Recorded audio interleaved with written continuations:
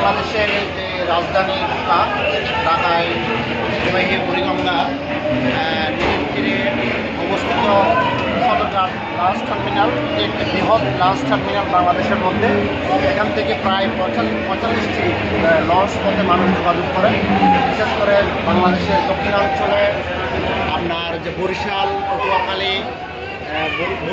পটুয়াখালী এবং ভোলা, বরগুনা, এভাবে অনেক জেলা এখান থেকে প্রতিদিন লঞ্চের মাধ্যমে হাজার হাজার মানুষ যাতায়াত করে আসতেছে। তো আজকে আমরা বিশেষ করে ঢাকা থেকে আমরা লঞ্চ যোগে পটুয়াখালী যাচ্ছি সুন্দরবন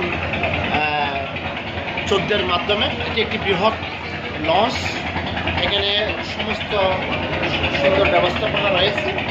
তো আপনারা দেখতে পাচ্ছেন সাধারণ ঘোরাঘুরি যেমন রয়েছে তেমনি এখানে রয়েছে ভিআইপি কেবিন। এখানে ভিআইপি কেবিনে একটি সুন্দর সুব্যবস্থা রয়েছে, সুন্দর রুম রয়েছে, সব কিছু সুন্দর ব্যবস্থা করা রয়েছে।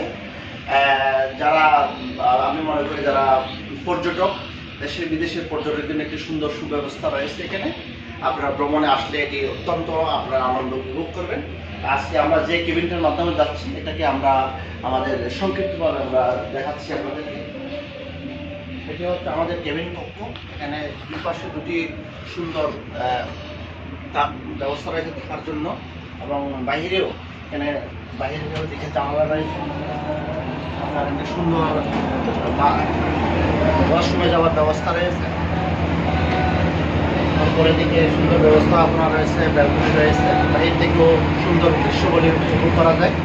তো আমরা চাচ্ছি যে বাংলাদেশের যে সুন্দর দিকগুলো রয়েছে, সুন্দর যে ব্যবস্থাপনাগুলো রয়েছে, এগুলো আমরা তুলে ধরতে এখান থেকে আশা করি দেশি বিদেশি পর্যটকরা এখানে আসবে, ভ্রমণ করবে। ভ্রমণ পিপাসু মানুষেরা এখানে এসে যে ও সত্যিই সবার, আমি মনে করি যারা ভ্রমণ পিপাসু মানুষ ওদের অনেক ভালো লাগবে, অনেকে সৌন্দর্য উপভোগ করতে পারবেন।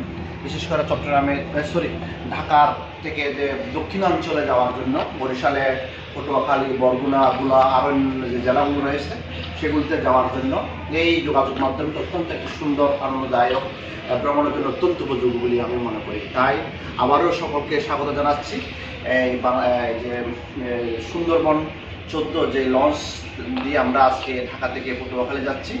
আবারও সদরঘাট লঞ্চ টার্মিনাল থেকে আবারও সকলকে স্বাগত জানাচ্ছি, সকলকে ধন্যবাদ জানাচ্ছি।